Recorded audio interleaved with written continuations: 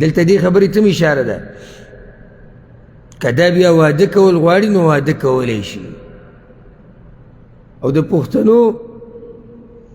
یو ناشنا رواج او دا د جاهلیت په دور کې مو چې کله د ښځې خاوند مړ شي نو دا بیا هم د دې سخر ته ناست دی او لیور ته ناست دی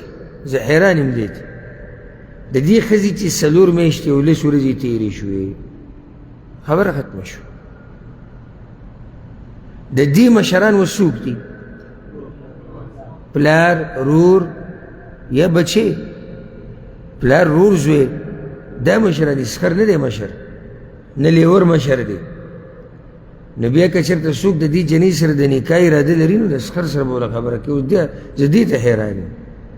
سخر او لیور سره دا واده کوي نو داسې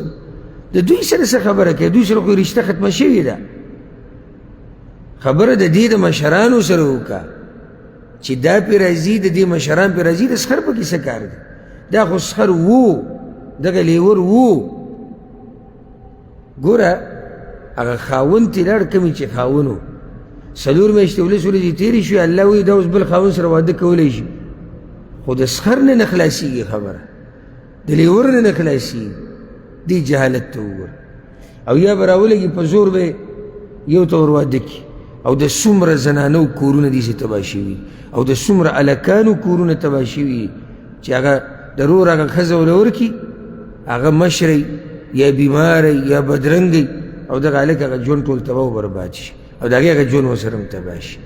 نو دا کارونه ټول ناروا دي چې کله عدت ختم شو دا